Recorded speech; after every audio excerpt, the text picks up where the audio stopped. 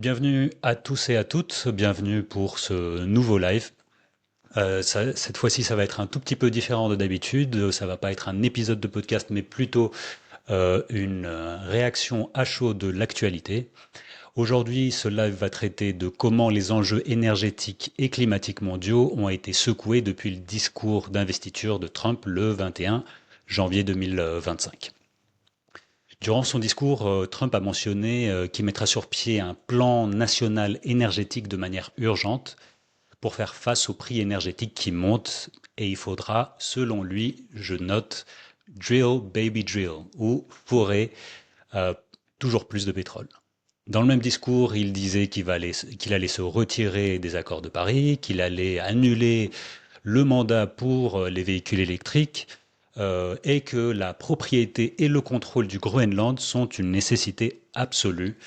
Euh, et plein d'autres belles choses qu'on va découvrir ensemble aujourd'hui. Voilà. Est-ce que ces annonces veulent dire qu'est-ce qu'elles veulent dire? Est-ce que c'est uniquement des grosses paroles ou est-ce que réellement ça pourrait nous impacter, nous en France, en Europe, mais aussi dans le monde? Pour découvrir tout ça, j'ai le plaisir de réinviter Emmanuel H sur la chaîne. Emmanuel est directeur de recherche à l'IRIS, l'Institut de Relations internationales et stratégiques. Il est docteur en sciences économiques et habilité à diriger des recherches, ainsi que diplômé en géopolitique et prospective. On avait déjà mentionné dans un épisode passé son livre Géopolitique des énergies. On va voir peut-être deux fiches aujourd'hui ensemble, celle des États-Unis et celle de la sobriété. Pour ce live, on est encore une fois soutenu par la chaîne UMX Urban Mobility Explained. Je vais en parler un peu plus tard dans la vidéo. Entre-temps, on va faire des questions-réponses à la fin de la vidéo. Donc entre-temps, si vous voulez poser vos questions, n'hésitez pas à le faire. On va les prendre dans une deuxième partie de ce live. Voilà, tout est dit. Emmanuel, merci, bienvenue.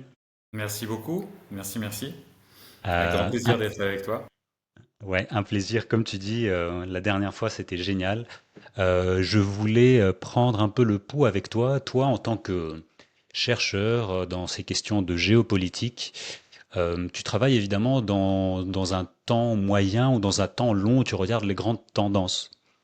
Quand une bombe nous est lâchée dessus avec ce qui est dit avec Trump, tu ressens quoi ou tu analyses ça comment? Alors effectivement, c'est un petit peu contradictoire avec le métier de prospectiviste, c'est-à-dire d'essayer d'imaginer des futurs, des trajectoires futures, j'allais dire, à des horizons de 10, 15, 20 ou 30 ans. Mais malgré tout, une partie de notre travail, c'est de toute façon, c'est d'imaginer en fonction d'événements des trajectoires possibles. Et pour tout te dire sur la question, notamment la question américaine, dès le mois d'octobre 2024, on a commencé à travailler avec des scénarios de type what if. Qu'est-ce qui se passe si Donald Trump gagne les élections américaines? Et on a sorti un papier d'ailleurs qui s'appelle et si Donald Trump gagnait les prochaines élections américaines, anatomie des conséquences énergétiques et climatiques, dans lesquelles on essayait justement de se projeter et de projeter notamment à la fois les questions pétrolières, mais également toutes les questions relatives à l'Inflation Reduction Act. C'est marrant parce que ce papier, bah, bien évidemment, je l'ai relu et, euh, et, Est-ce et que tu avais on est juste très alors? très loin de la réalité. Très D'accord. très loin de la réalité. Et ça, c'est quelque chose d'assez intéressant à analyser. C'est-à-dire que même nous qui sommes plutôt préparés j'allais dire, notre quotidien, c'est justement d'essayer de gérer des choses qui ne se passent pas forcément et puis d'essayer de se projeter. Malgré tout, on est surpris. Et pour nous, ça veut dire des chantiers qui s'ouvrent.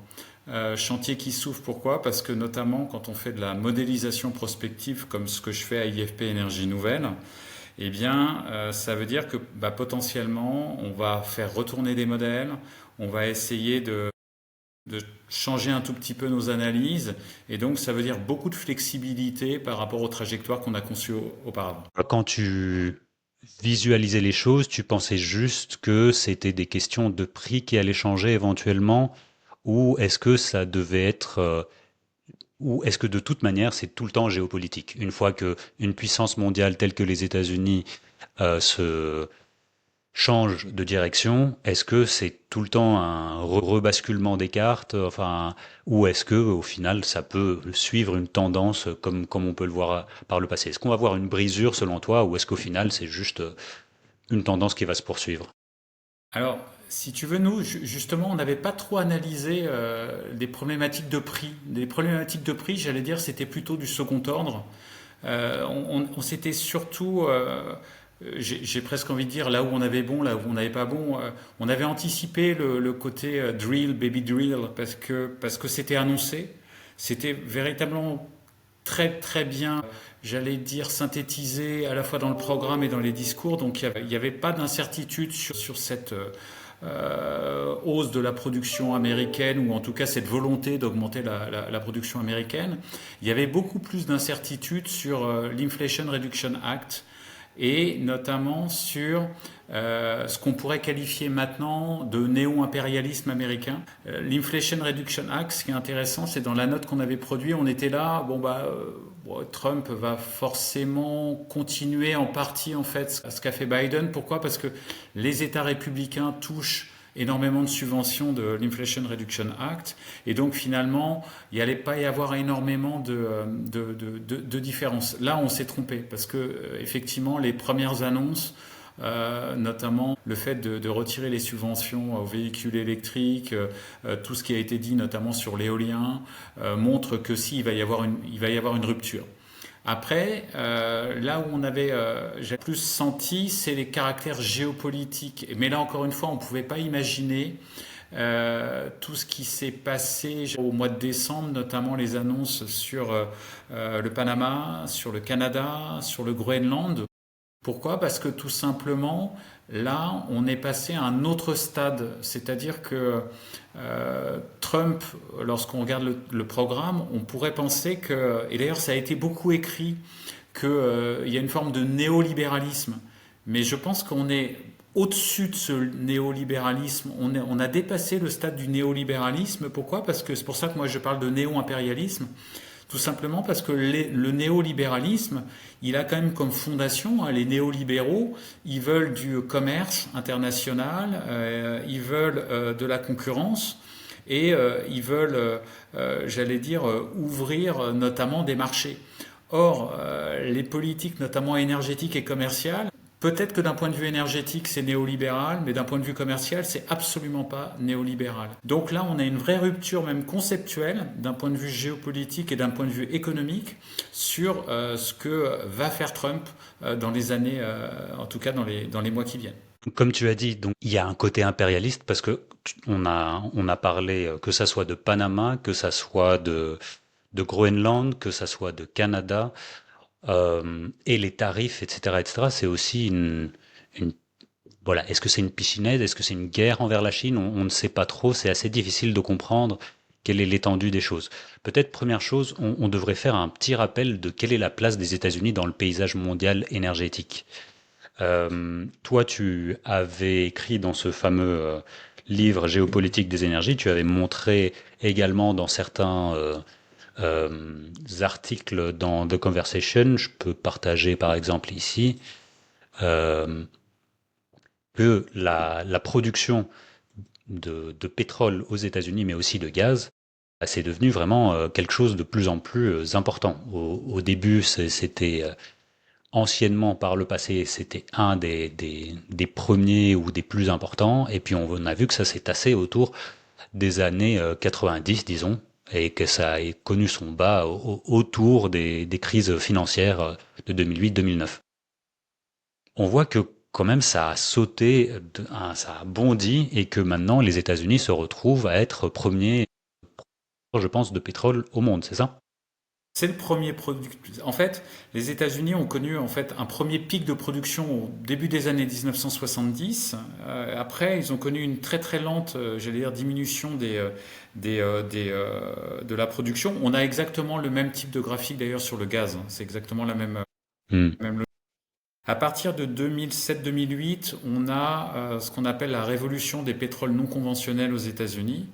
Et à partir de 2017, les États-Unis vont dépasser à la fois la Russie et surtout l'Arabie saoudite en tant que premier producteur mondial.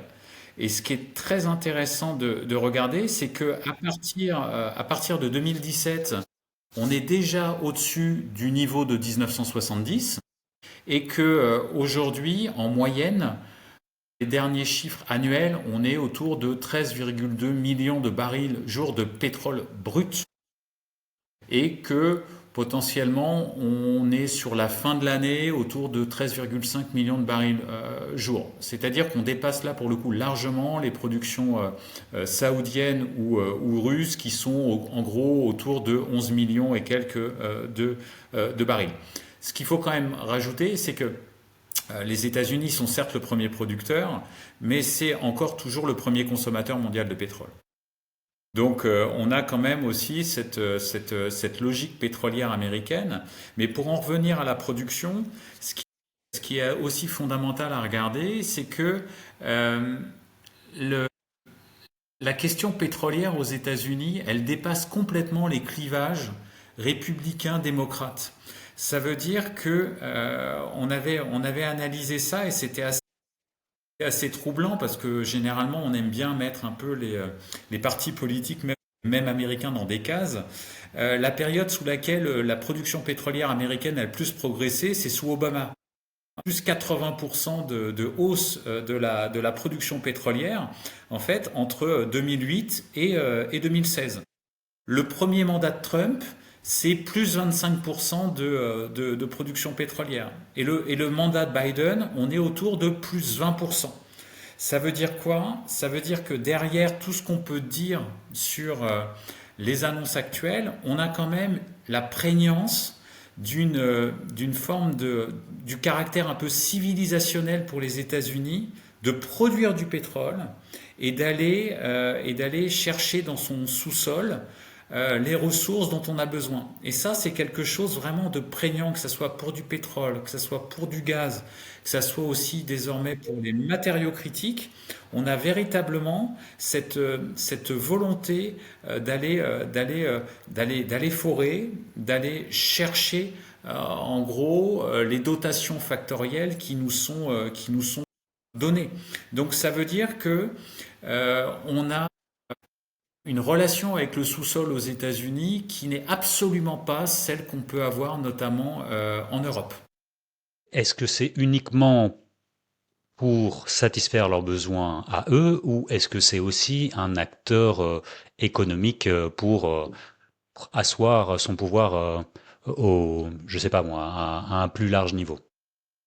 Un acteur économique, excuse-moi, ça a coupé, donc Pardon, je disais, est-ce que les États-Unis font ça, tu disais, juste pour euh, satisfaire leur consommation à eux, et du coup c'est pour ça qu'ils ont besoin de toujours plus, ou est-ce que pour eux c'est aussi un moyen d'asseoir leur pouvoir économique au niveau mondial, et du coup après la guerre entre la Russie et l'Ukraine, commencer à exporter mondialement du pétrole un peu partout? ouais, il y a les deux, hein. C'est-à-dire que la question de la sécurité énergétique aux États-Unis, elle est prégnante depuis, j'ai presque envie de dire, depuis 1948, hein. Depuis que les États-Unis ont été importateurs nets de pétrole, hein, parce que, encore une fois, très forte production, mais aussi très forte consommation. Ce qui change dans le discours aujourd'hui, c'est que notamment Donald Trump, il parle de domination énergétique.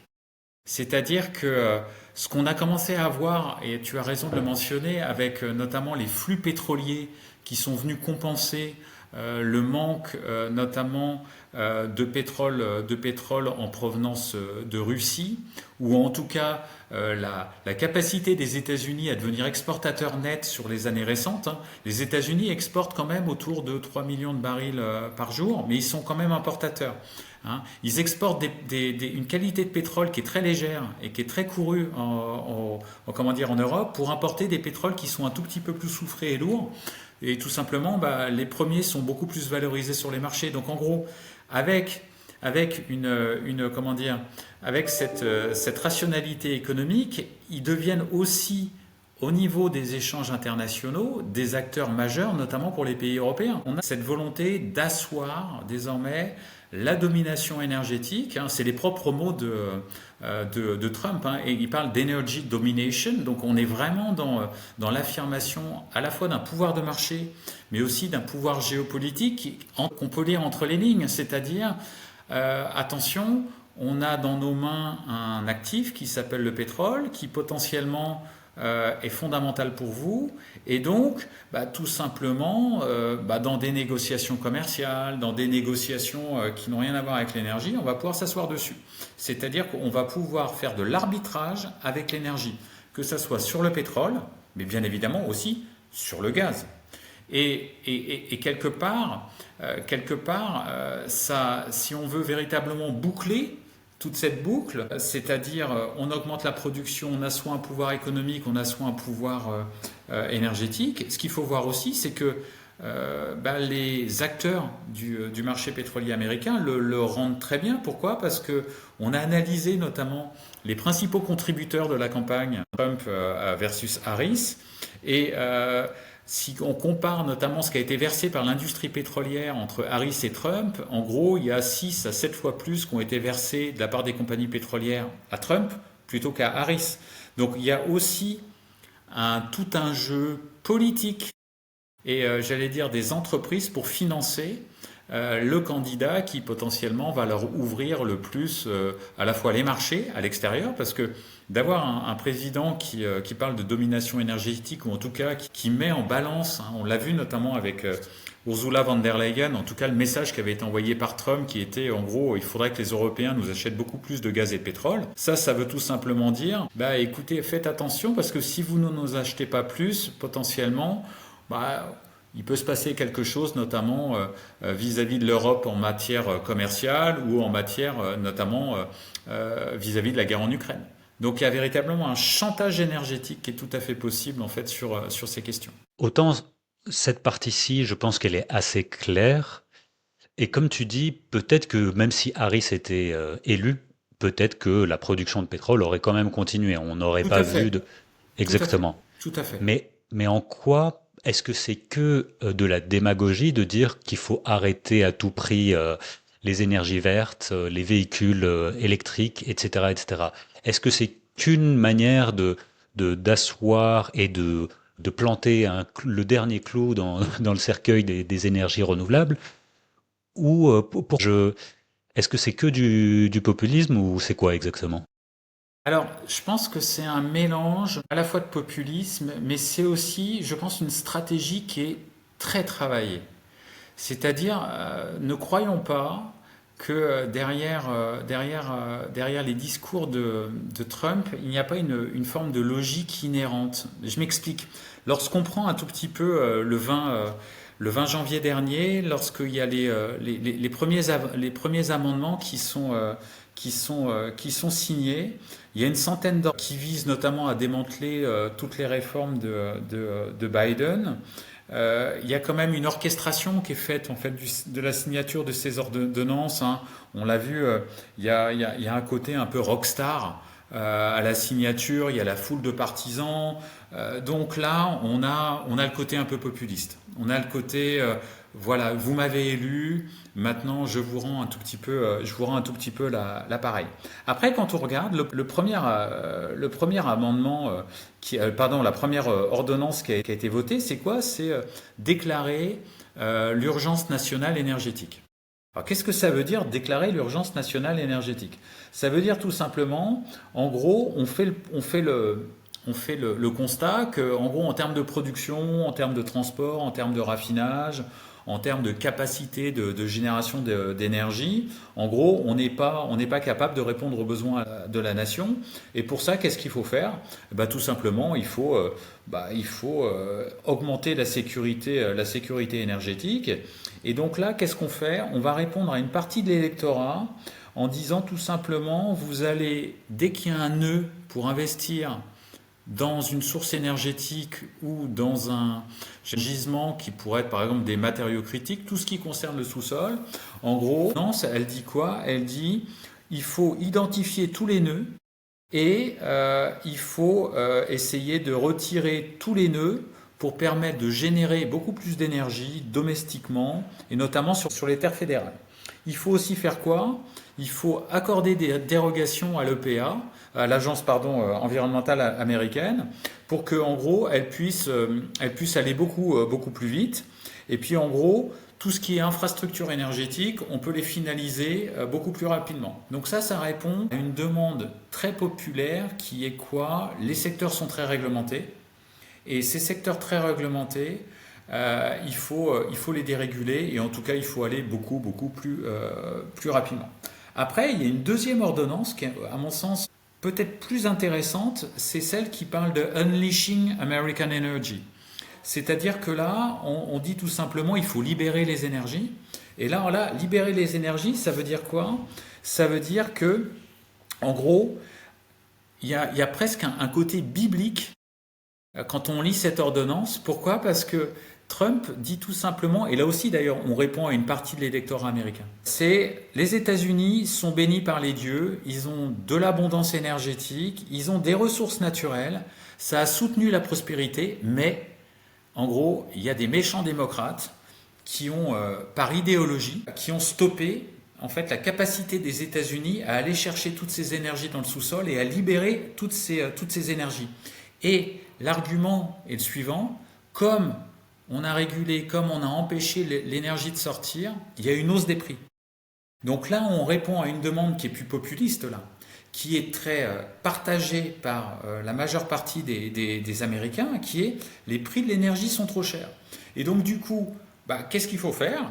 Et bien là, on encourage la production, on encourage l'exploitation, et j'ai presque envie de dire, on l'encourage partout.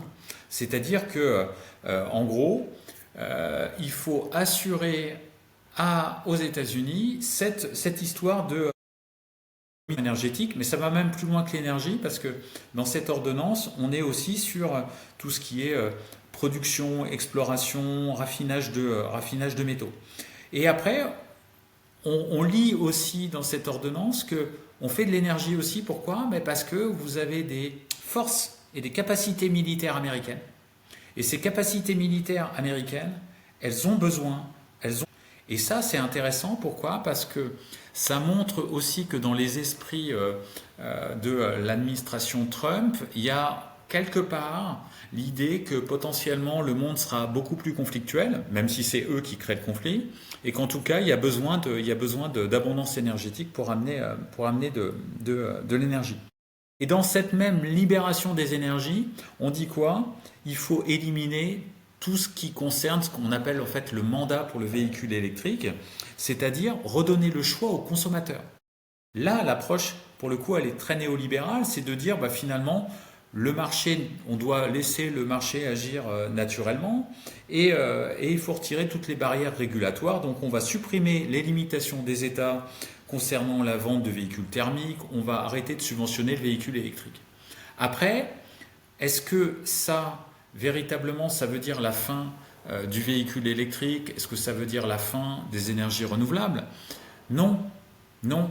C'est là le premier, la première, pas parler d'erreur, mais en tout cas le constat qui n'est peut-être pas le plus intéressant qu'a dû faire cette administration, c'est que il y a de nombreux États, par contre, on peut toujours le dire, républicains, qui ont production et en tout cas des capacités installées d'énergie renouvelable et qui vont absolument pas arrêter d'en produire. Et surtout, c'est que la majeure partie en fait de ces questions ne se situe pas au niveau fédéral, mais se situe au niveau des États. Donc on a quand même toujours la possibilité avec les États. Les États peuvent continuer, s'ils le veulent, à faire des politiques favorables aux énergies renouvelables. Le seul problème, c'est qu'il n'y a plus de soutien du niveau fédéral. Et là, ça peut quand même poser un tout petit problème vis-à-vis notamment de la transition bas carbone. Après, je finis juste la dernière ordonnance. Donc il y a, je me répète, National Energy Emergency, l'urgence nationale. Il y a le libérer les énergies et après il y a toute une ordonnance notamment sur l'Alaska. C'est-à-dire qu'il faut aller en Alaska, c'est une terre qu'il faut aller forer. Donc quelque part, ces ordonnances, elles sont, d'ailleurs il en a fait 3 mais il n'aurait pu en faire qu'une seule parce que finalement c'est exactement la même chose. Sauf que ça permet, je pense, de rabâcher un message.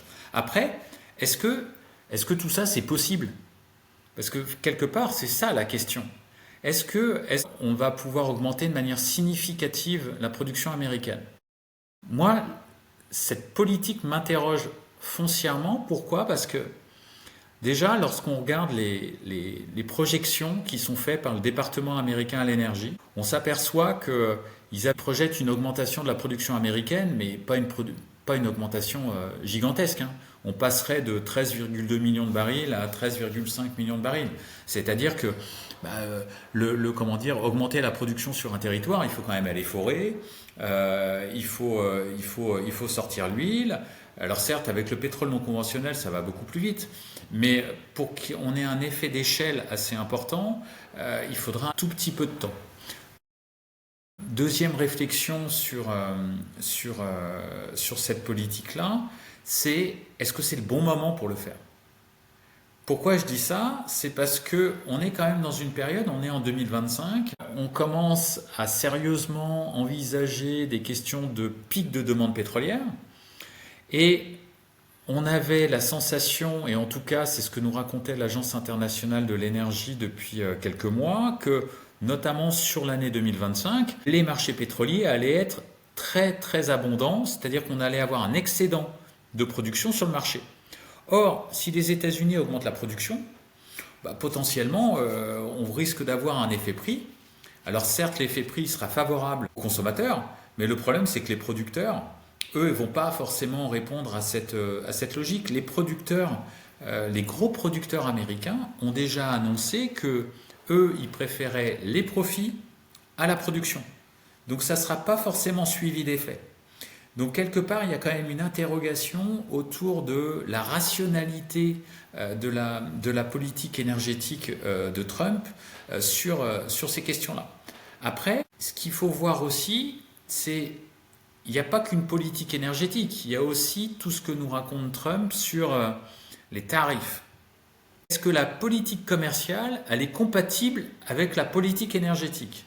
Et là, on voit que potentiellement non. Pourquoi? Parce que tout simplement, je me suis intéressé à cette question la semaine dernière où je me suis dit, imaginons, on vit dans le monde de Trump, on a une augmentation, c'est ce qui a été dit, hein, des tarifs de 10%. C'est-à-dire que si vous avez des droits de douane de 5% déjà à l'heure actuelle, ça passera à 15%. Et donc si c'est 10, ça passera à 20%. Et ça, c'est au niveau mondial. Et vous faites un tarif à 60% sur l'économie chinoise. Qu'est-ce qui se passe? En gros, on a un recul du PIB. On a un recul du PIB, ça c'est le premier point. Potentiellement, on a un recul des exportations, notamment des États-Unis, et on a un recul du PIB américain. Donc, ça veut dire quoi? Ça veut dire que potentiellement, On voit un recul du PIB, tu dis? On aurait un recul du PIB tout simplement parce qu'on a un recul en fait des exportations et des importations mondiales. Et donc, tu as moins de commerce international. Et du coup, potentiellement, le PIB américain serait touché et donc, en gros, ça impacterait les consommateurs. On est dans une autre logique, c'est-à-dire qu'on a ces augmentations de tarifs. Imaginons que ça n'a pas un effet dépressif sur le PIB. Si vous mettez des tarifs, qu'est-ce qui risque de se passer? Les États-Unis vont aussi importer des biens plus chers, pardon. Or, lorsque vous regardez comment est calculée l'inflation aux États-Unis, les biens énergétiques représentent 6% et demi de l'indice des prix à la consommation. Les autres biens, c'est 18%. Donc ça veut dire que si Trump met des tarifs commerciaux à l'entrée des États-Unis, eh bien en fait, on va avoir de l'inflation. Et donc, qu'est-ce qui risque de se passer? Les ménages américains qui ont voté pour quelqu'un qui leur a promis une baisse des prix risquent d'avoir, à contrario, une hausse des prix. Et donc forcément, ça peut pas. Il va y avoir à un moment un rééquilibrage des objectifs entre politique énergétique et politique commerciale. À mon sens, c'est obligatoire. Je vois un peu que c'est enfin, donc, ils sont à fond dans l'extractivisme. Ouais. Ça, il n'y a pas de souci. Ouais. D'un autre côté, Ça, c'est pas protectionnisme. nouveau, hein. C'est pas nouveau. Ça, c'est pas nouveau. c'est pas nouveau, mais en tout cas certains types qui sont sur leur territoire. D'un autre côté, on voit aussi avec l'intelligence artificielle un gros mise en avant et en tout cas quelque chose où l'économie doit énormément se mettre en avant. 500 milliards de dollars promises là avec le projet Stargate. Selon Biden, il y avait quand même une idée de rapatrier la production de semi-conducteurs localement. Donc on peut aussi se poser la question, tiens, quelles sont les deux économies si on prend la Chine qui est tout autant extractiviste, mais beaucoup plus sur des métaux et sur l'autre moitié de la chaîne, surtout sur le raffinage, la production, etc., de tous les métaux, mais aussi l'achat des mines dans plein de pays. Donc on voit quand même deux stratégies bien différentes, euh, alors que ils sont sur le même marché et ils sont sur les mêmes attentes. Est-ce que c'est pour ça qu'il y a une espèce de pression, que ce soit au Panama ou que ce soit au Groenland, où je fais des raccourcis? Tu fais pas un raccourci, mais le Panama et le Groenland sont symptomatiques de maîtrise des routes commerciales. Mais pour le Pour le Groenland, c'est Panama, pas pour les ressources, tu penses? justement, j'allais dire, pour le Groenland, il y a la question des ressources, mais il y a aussi la question des routes. Pour le Panama, on est plus sur une question de route commerciale. C'est-à-dire qu'on est quand même sur le passage Pacifique-Atlantique, hein, et le détroit de Panama, il a été américain jusqu'en 1999. Et le problème, c'est que derrière, en fait, ce qui se passe pardon, le canal de Panama, il y a aussi un conflit larvé sino-américain sur qui détient notamment certaines infrastructures aux embouchures du canal de Panama, qui sont notamment chinoises. Et on a véritablement cette volonté de Trump de dire, en gros, qui contrôle le canal contrôle le commerce. Et ça, c'est une vision, j'allais dire, qu'on avait il y a très très très longtemps, bien avant que le canal de Panama soit fait. Mais en tout cas, contrôler les routes commerciales, c'est un enjeu majeur de ce siècle. Pourquoi? Parce que tout simplement, que ça soit d'ailleurs la Chine ou les États-Unis, si on veut de l'hégémonie mondiale, il faut contrôler les routes maritimes. C'est quelque chose qui est vraiment fondamental. Il faut être un hégémon maritime pour être une puissance mondiale. Qu'est-ce qu'a fait la Chine depuis une vingtaine d'années? C'est véritablement d'essayer de contrôler notamment la mer de Chine méridionale et tout ce qui part du canal pardon, là pour le coup c'est un détroit, du détroit de Malacca jusqu'au détroit de Taïwan. Donc on a des deux côtés en fait cette volonté de contrôler les routes. Le Groenland, il y a les deux. Il y a les deux, pourquoi? Parce que la présence américaine au Groenland, elle ne date pas d'hier. Hein. C'est la période juste après c'est durant la deuxième guerre mondiale, et les États-Unis ont déjà tenté de racheter le Groenland déjà deux fois. Alors le Groenland, il y a les deux. Pourquoi? Parce que tout simplement, le Groenland, c'est potentiellement le passage des missiles balistiques russes s'y attaquent. C'est le passage des sous-marins aussi, à la fois russes et puis potentiellement d'autres pays qui peuvent passer, en tout cas près de ce qu'on appelle le passage du Guyuk. Hein, c'est Groenland, Islande, Royaume-Uni. C'est en gros entre l'Arctique et l'Atlantique. Donc il y a véritablement un rôle géostratégique comment dire, de la route. Après, bien sûr, le Groenland, pourquoi le Groenland? Parce que c'est potentiellement un Eldorado minier. Quand je parle d'Eldorado minier, on a avec du charbon au Xe siècle, on a extrait du plomb, du zinc, de l'uranium, de l'or, et puis comment dire, c'est quoi? C'est deux mines. Hein. Il reste deux mines en gros qui doivent fabriquer un peu de rubis, un peu de saphir, un peu de ce type de choses. Par contre, lorsqu'on regarde le potentiel, ah oui, là on a un vrai potentiel et on a un potentiel qui pourrait être intéressant. Pourquoi? Parce que notamment on a des réserves de terres rares qui sont localisées au Groenland, qu'on a également des terres rares qui sont localisées, on a le même type de gisement en Norvège, on a le même type de gisement en Suède, mais en gros au Groenland on a 1% des terres rares mondiales. Donc ça veut dire qu'on a une volonté de contrôle. Alors, bien évidemment, lorsque Trump dit qu'il va envahir le Groenland, j'espère qu'il ne faut pas le prendre au mot, mais en tout cas, c'est peut-être une façon malhabile, ou en tout cas, j'allais dire très très volontaire. Bien évidemment, j'ai beaucoup d'ironie quand je le dis, mais de dire tout simplement, donnez-nous les concessions pour aller forer le sous-sol du Groenland. Donc là, il y a une logique néo-impérialiste extractiviste, c'est-à-dire on va chercher sur les territoires que l'on ne possède pas les terres rares et il y a même une vision, à mon sens, qui dépasse un petit peu ça, c'est de se dire finalement, le Groenland, c'est un territoire qui est excessivement grand pour 56 000 habitants. Et donc, quelque part, c'est un territoire qu'on pourrait aller exploiter, forer, et on pourrait s'en servir un peu comme d'une terra incognita qu'on va aller sacrifier pour la croissance économique.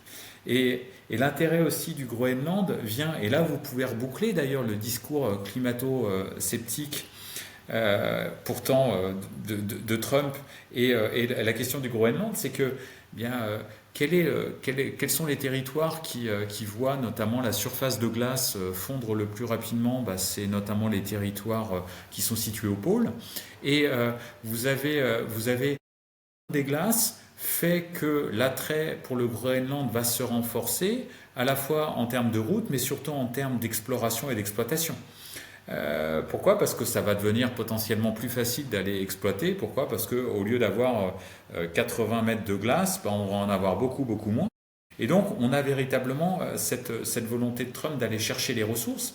Et on a aussi, et là il faut vraiment le comprendre, c'est que le Groenland, il n'y a pas que les États-Unis qui s'y intéressent.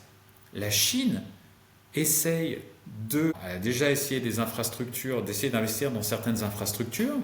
Elle voulait développer une des mines de terres rares qui est localisée en fait sur le sol groenlandais. Et on a véritablement une lutte qui se joue sur cette partie du globe entre la Russie, la Chine et les États-Unis pour à la fois le contrôle des ressources et pour le contrôle, en gros, de ces points d'accès et de ces routes. Donc, pour le Groenland, on a véritablement la question à la fois de développer un territoire extérieur, de renforcer le pouvoir extractif américain, et en bas mot, de dire, écoutez, donnez-nous le maximum de concessions. Et ce qui est très intéressant, c'est que lorsque vous regardez... On a dû faire un graphique, si je me souviens, dans un des articles où on montre en gros que pour l'instant les entreprises américaines ne sont absolument pas au Groenland. Les entreprises qui ont commencé à explorer le Groenland, c'est qui? C'est des entreprises danoises, c'est des entreprises canadiennes, c'est des entreprises australiennes, c'est des entreprises groenlandaises, c'est le Royaume-Uni, mais c'est pas du tout les entreprises américaines ou chinoises. Donc quelque part, c'est pour ça qu'il y a une course. Il y a véritablement une course aux ressources. Et là, pour le coup, ce qu'il faut comprendre aussi, c'est que cette question... Ah voilà, c'est celui-là. La question de la course aux ressources, là encore, elle n'est pas nouvelle. Il faut voir aussi, en 2017, lorsque Trump arrive au pouvoir, il va déclarer l'urgence nationale sur les matériaux critiques. Et ça, on l'a complètement oublié, mais ça va être un déclencheur aux États-Unis, notamment du caractère extractif des États-Unis sur leur propre marché. Et c'est à cette période-là qu'ils vont déclarer l'urgence nationale donc sur les métaux. Et L'objectif, c'est d'essayer de s'émanciper, en gros, des productions chinoises, notamment en matière soit de métaux rares, soit de terres rares. Ça veut dire que on a dès 2017 la prise de conscience que notamment la question des matériaux critiques qu'on voit là au Groenland, elle est fondamentale.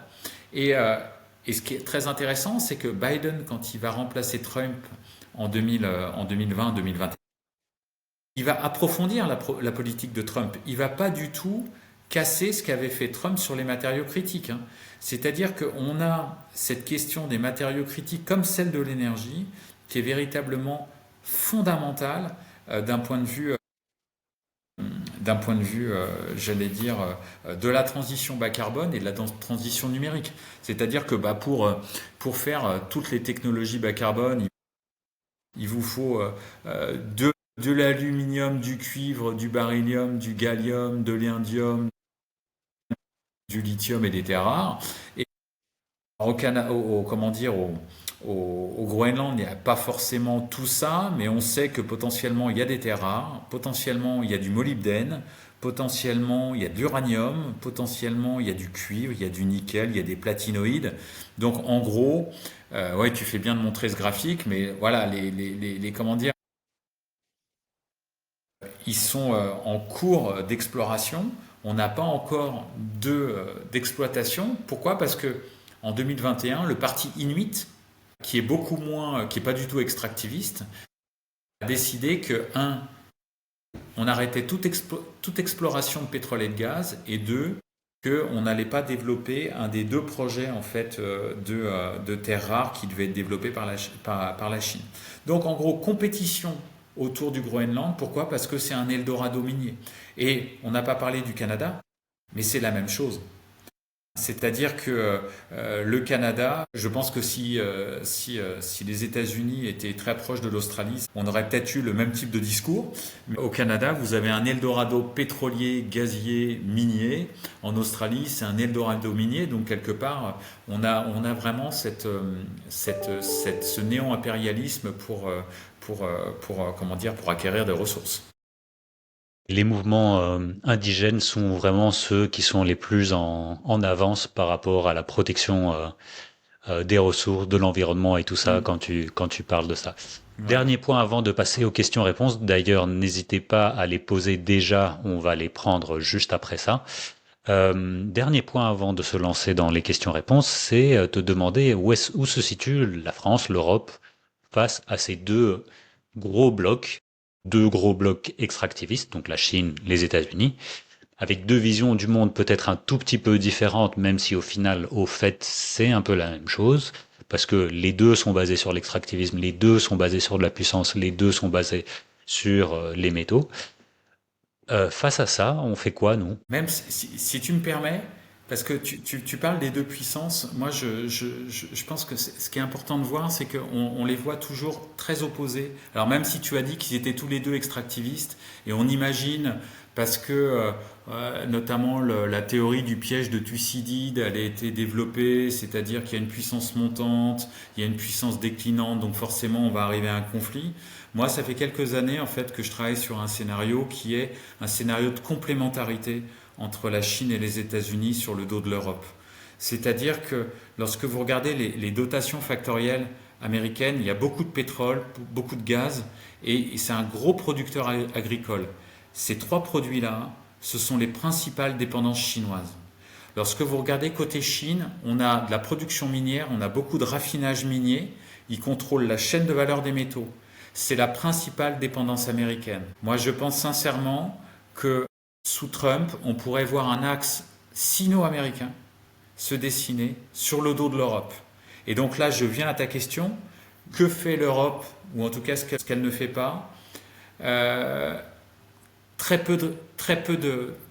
comment dire, très peu de réponses, notamment au verbatim de Trump sur le Groenland ou sur le Canada. C'est-à-dire qu'on n'a pas entendu l'Europe.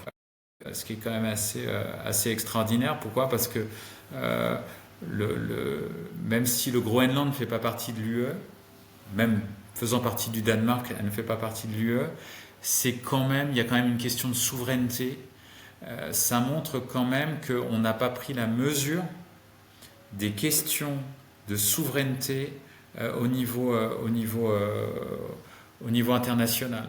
Ça veut dire aussi, potentiellement, et là je me projette, mais mon métier c'est aussi d'essayer de se projeter vers ce genre de choses complètement qui peuvent paraître absurdes en fait avant qu'ils ne se réalisent. Poutine a son Ukraine, Trump pourrait avoir son Groenland et Xi Jinping pourrait avoir son Taïwan. C'est-à-dire que vraiment cette logique d'aller conquérir ou en tout cas d'aller, je ne sais pas comment, casser une souveraineté nationale, ce sont des logiques qui reviennent au goût du jour. À l'intérieur de ça, l'Europe, elle a, je pense, si on prend la question énergétique et des matériaux, elle a eu un réveil douloureux avec la problématique russe sur le gaz. Elle a un réveil très douloureux sur les matériaux critiques. On a une politique qui est très ambitieuse d'un point de vue de l'extractivisme. Pourquoi? Parce que tout simplement, on a des objectifs de, par exemple, explorer, en tout cas, produire 10% de notre consommation nationale sur le territoire, de raffiner 40%, de subvenir à 25% avec du recyclage. Moi, je pense sincèrement, et comme ça, je vais finir là-dessus, après je prendrai les questions, mais je pense sincèrement que l'Europe se trompe à rentrer dans ce type de combat entre ces deux hégémons. Je pense que la chance de l'Europe, c'est d'aller construire tout autre chose. Et quand je dis toute autre chose, j'ai écrit beaucoup d'articles sur ce qu'on appelle la géopolitique de la sobriété, c'est-à-dire comment puissance européenne doit se reposer sur autre chose que l'extractivisme, sur notamment la réalisation qu'il y a une différence entre une demande et un besoin, et qu'elle ne doit pas rentrer dans cette course effrénée, notamment aux matériaux critiques. Alors attention, ça ne veut pas dire ne pas envoyer de messages forts en termes de souveraineté. Attention, c'est pas ça que ça veut dire. Ça veut juste dire prendre la mesure potentiellement.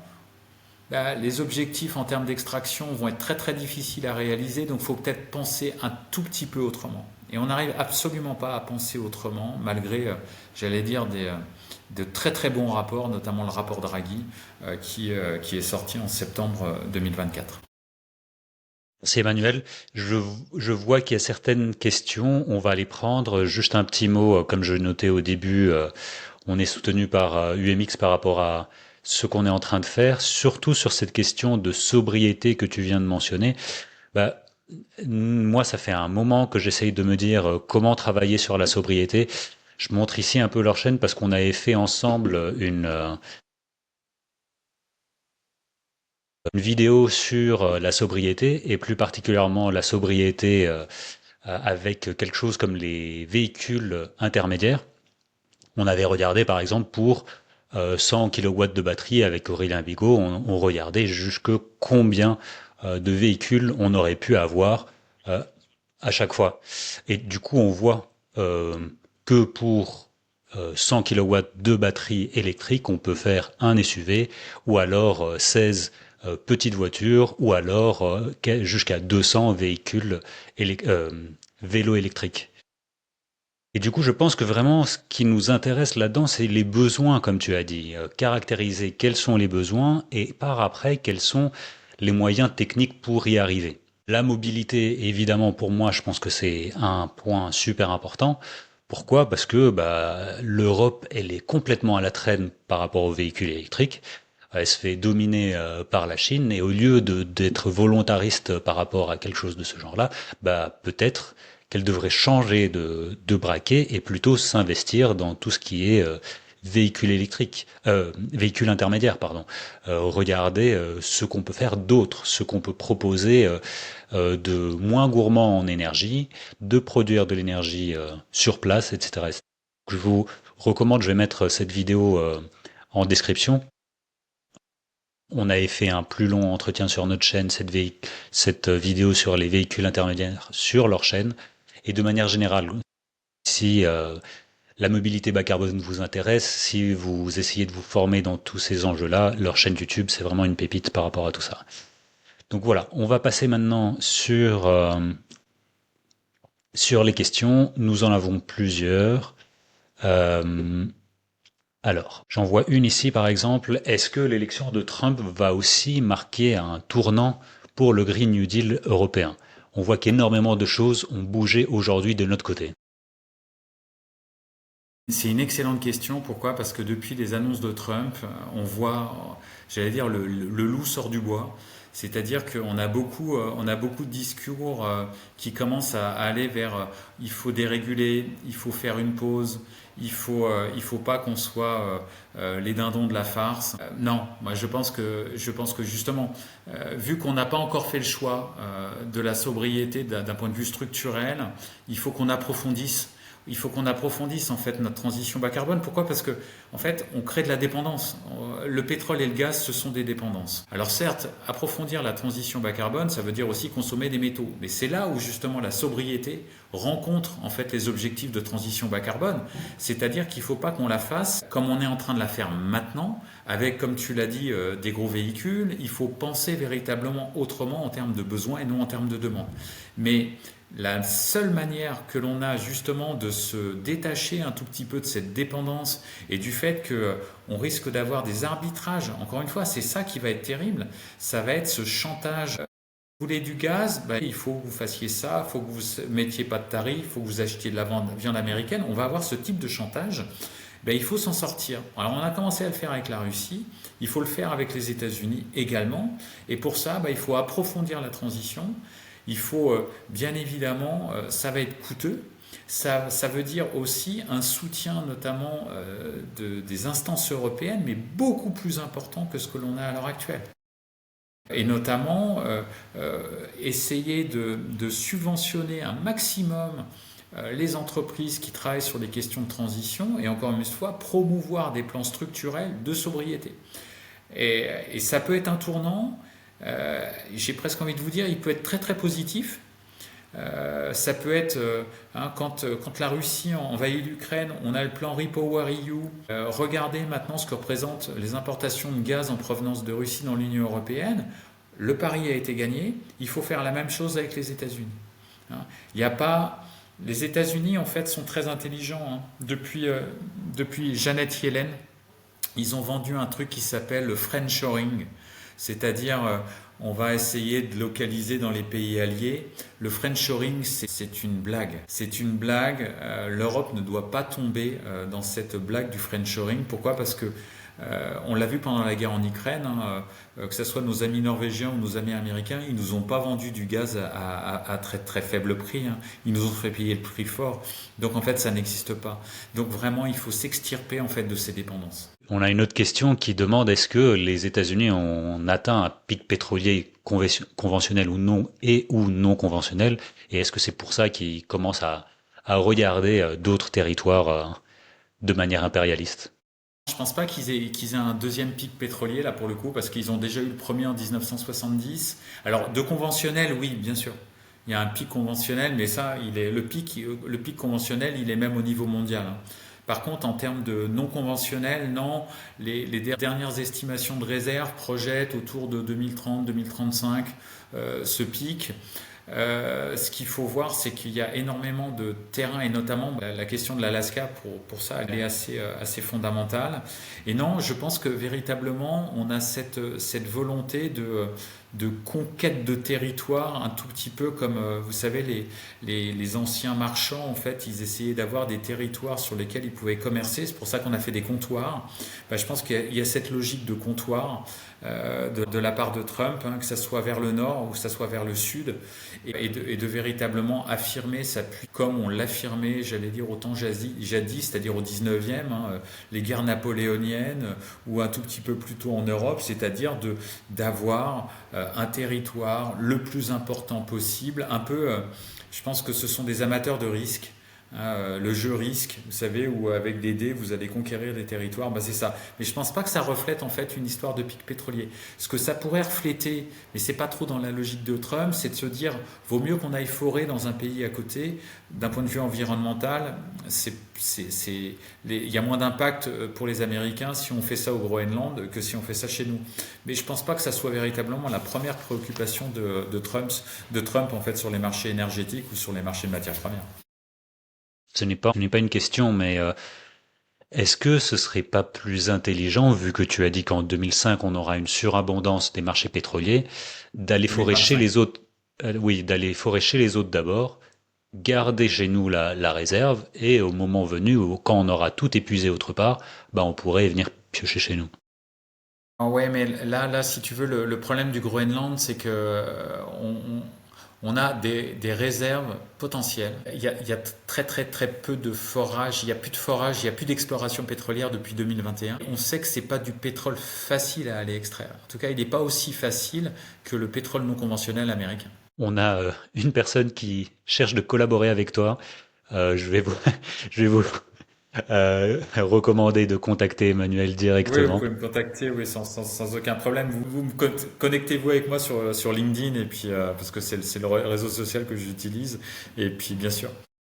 Il y a eu une question au préalable, j'essaye de la chercher, qui est quelque chose par rapport à ça, je ne connais pas trop, mais je ne sais pas si tout ce qui est Bitcoin, tout ce qui est intelligence artificielle, est-ce qu'il y a vraiment des coûts de matières premières, de pétrole, etc., qui vont exploser par le futur, ou est-ce que c'est déjà pris en compte, est-ce que c'est stratégique, ou ces enjeux sont complètement divisés pour le moment?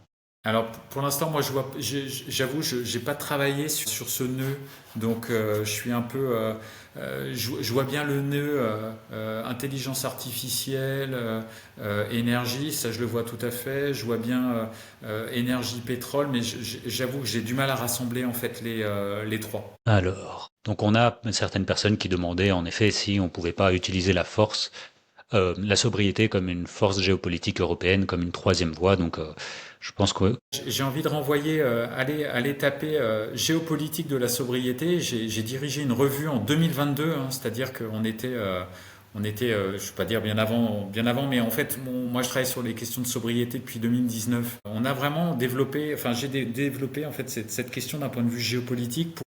Vous savez, vous avez en géopolitique, on a ce qu'on appelle le hard power, c'est-à-dire le pouvoir économique, pouvoir militaire. On a le soft power, c'est-à-dire la culture, la cuisine, tout ça.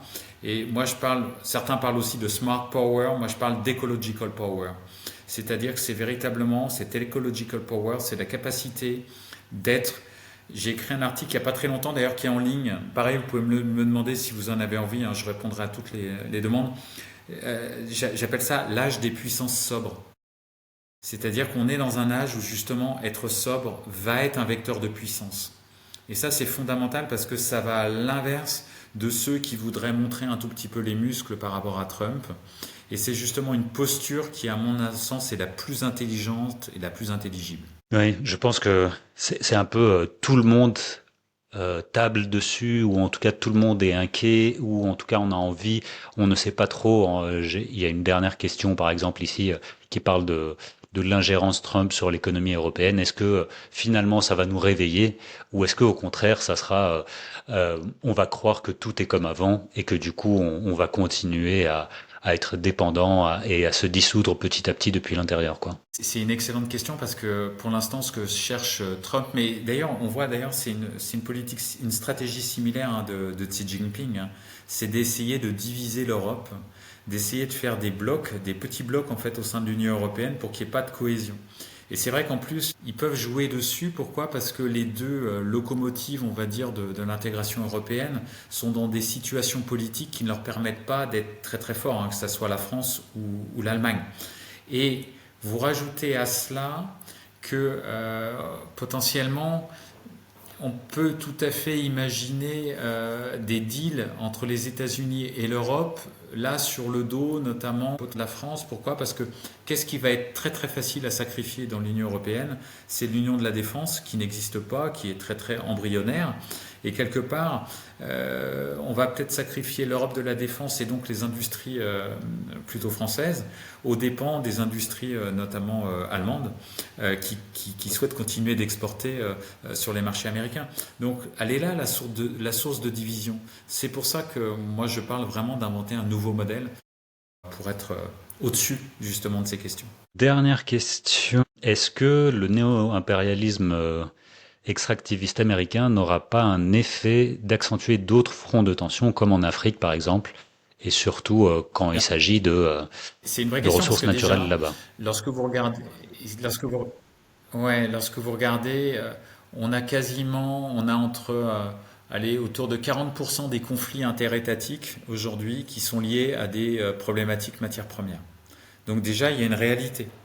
Vous avez une exacerbation de la question matière première au niveau de la part de la première puissance mondiale.